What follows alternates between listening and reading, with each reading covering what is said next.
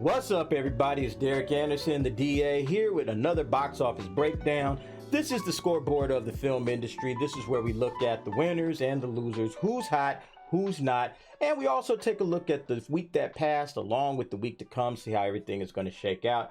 All right, so says here the Batman holds the top spot in the second weekend with $66 million. To nobody's surprise, we all kind of expected a big film like Batman to dominate the scene. And yeah, let's go ahead and check this article out.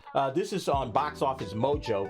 The Cape Crusader isn't just cleaning up Gotham these days, he's also cleaning up in cities from coast to coast, as The Dark Knight's latest big screen outing, The Batman, easily held on to the top spot in its second weekend of release, thanks to a lack of major new competition. Yeah, so we talked about that last week as well, right? We said that there was really nothing in the way for Batman. You know, pretty much there was only limited releases that were going to come out. Everybody is pretty much going to come see this movie, provided the other point we made is that it needed good word of mouth. And we checked out the cinema score. The cinema score was solid. We checked out the Rotten Tomatoes audience score. That was solid. So we anticipated that this would be a pretty hefty week, and we were not disappointed.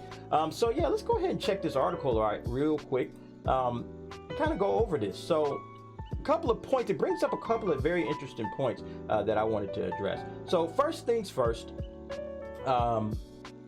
here's the drop. Okay, Batman's second week take fell 50.7% from the previous weekend, and it says here it may sound hefty, but it's actually not that steep of a drop off as most superhero movies. So you remember I discussed this, that when it came to Batman versus Superman, for instance, I mean, that thing had something like a 69% drop in its second weekend. That's humongous, right? A 50% drop is kind of average. It's kind of like, yeah, that's what we expect from most films that are good films. You know, it's like, okay, a big segment of the population, the crowds are going to go and watch it, and then they're going to get the word of mouth, and then you'll get repeat viewings, and you'll get other people saying, okay, I'll come and check it out now, and that's your second weekend.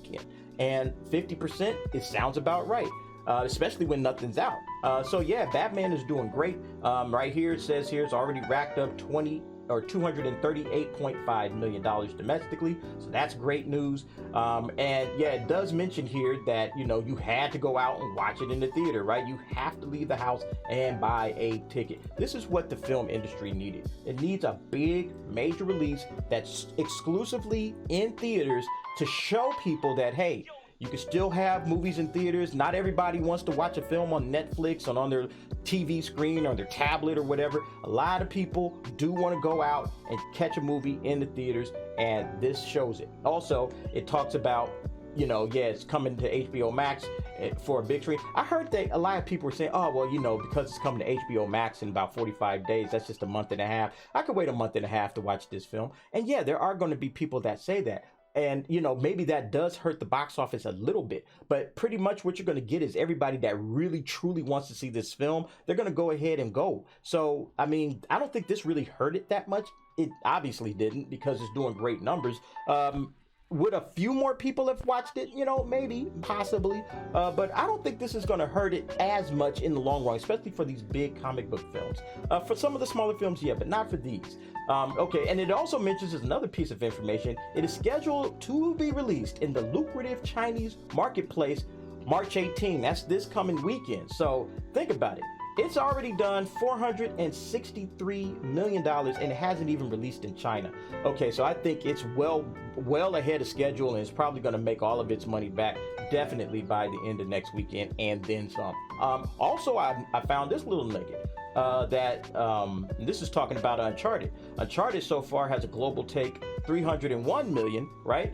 And it hasn't released in China yet. So right now you see Warner Brothers and Sony executives high-fiving in their back rooms. They are having a blast because they are absolutely in the money. And, you know, even Uncharted, and I don't think it had like great reviews. I think it's sitting at like 40% on Rotten Tomatoes or something. But again, people still go and check it out. I'm going to get to the numbers in the theaters. We're going to see that. But people are still going to check this thing out. And that tells you that the audiences are primed, they're ready. It's time to start getting back to the movies. All right, so let's go ahead and check out what's coming up for next week. We're going to jump back over here to the main page, and here's the release schedule for March 18th. And as you can see, there's only a couple of wide release movies. We got and we got X. So let's take a look at X real quick.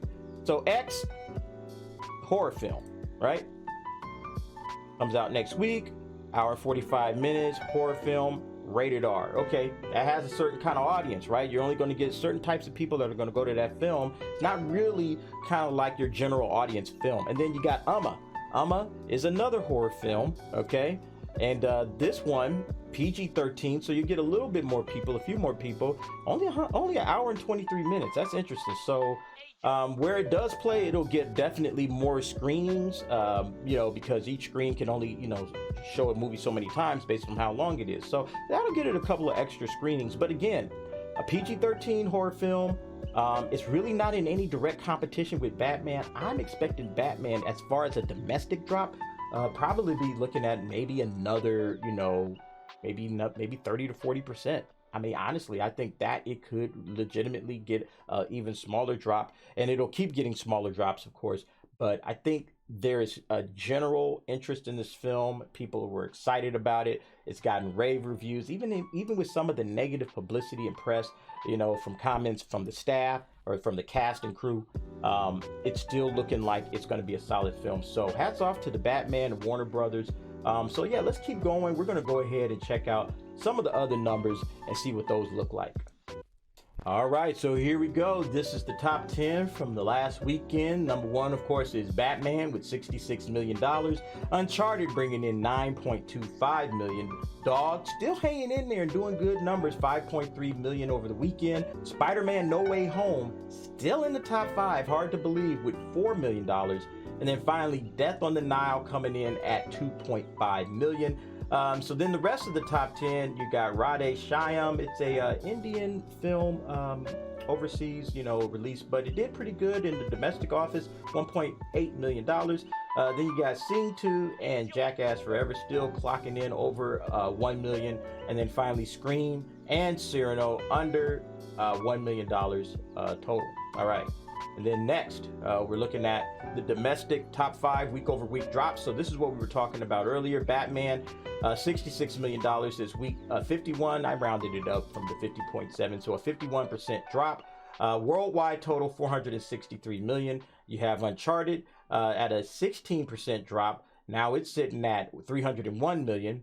Dog, right there with it, right there. Still only 13% from last week. $54 million. Spider-Man No Way Home, $4 million this week. Again, it's clocking in at $1.87 billion, still making tons of money. Impressive showing. And then finally we get Death on the Nile, $2.5 million, 9% drop. Now it's at $119 million. All right, and here's our top 5, make it or break it. You can see the Batman sitting at $463 million worldwide box office. It needs $500 million to get its break-even number, so we're about $37 million away. It's releasing in China. It's still going to have a nice domestic run. This thing could be well over 600 million, maybe even higher by the end of next week. You got Uncharted. Uncharted finally cracked through. It's in the black now. 300 million it needed. It's sitting at 301 now. It's also releasing in China. So yeah, like I said, the Sony executives right now are loving life. You got Dog. Dog is right behind it. $54 million. It needed $55 million, so only $1 million away. It's probably going to hit that probably in the middle of the week, either Monday, Tuesday, or Wednesday. Death on the Nile, we've already discussed that at length.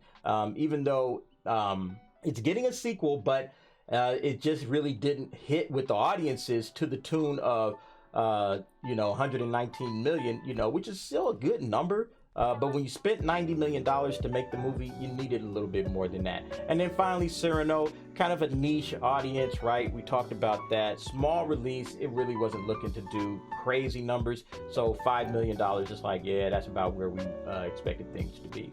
All right, so let's take a look at the 2022 box office bombs. So these are the films that way overspent for what they actually got in return. So first off, Moonfall spent $140 million, and so far worldwide to this Sunday, not even $40 million. Okay, so its break-even number, you can see, is sitting there at $350 million. this movie is set to lose in the neighborhood of $300 million for its studio. Ouch. All right, 355, same kind of deal. $75 million it took to make. 225 break even. Right now it's sitting at $27 million. That's an ouchie. Death on the Nile, we've discussed that at length. I'm surprised that they released it at this time, to be quite honest. I think that this is more of a winter release. And it did release in the winter, in the late winter, but I think this is maybe like a November, December, that's when people like their, kind of murder mystery type movies, the little cozies that people like to get in the blankets and kind of cuddle up and try to figure out who done it. Like, that is the kind of time frame that you're looking at for that. Spring, late winter, early spring. I don't know if that was the best time to release this film. Then Blacklight's another one of those Liam Neeson joints, right? He gets out there, he beats up a bunch of criminals and everything, and we've seen that same shtick since Taken. He's done about 30 movies of the same type, and yeah, everybody knows what it is, so nobody's going to see him anymore. $43 million is probably way too much money to be spending on this type of a film. It's only made $12 million, and rightfully so. I think we need to move on from that genre. It was great when it was great, but I think at this point in time, the Blacklight, you can see by the numbers, it's kind of run its course. Time to stay. Hey, I'm not telling people what to do, but maybe just might want to think about it. This is why I'm talking about the winners and the losers, and this is where, studios start making these kind of decisions like, all right, man, we only gonna make about 12 million and we're spending, what are we doing? Like, all right, enough of this, all right? And then Cyrano, you got that same kind of deal. It seems like more of a passion project than a film that they expected to just explode in the box office. Maybe they were looking for some Oscars for Peter Dinklage. Like, okay, Peter, you're going to get in here, you're going to do Cyrano, we're going to do a musical, maybe we can get something going with that. I don't think they were looking to cash in on this. It's a niche kind of film, musical, limited release. So $5 million, they're probably like, hey, we made our film, this is the movie we wanted to make, we're happy.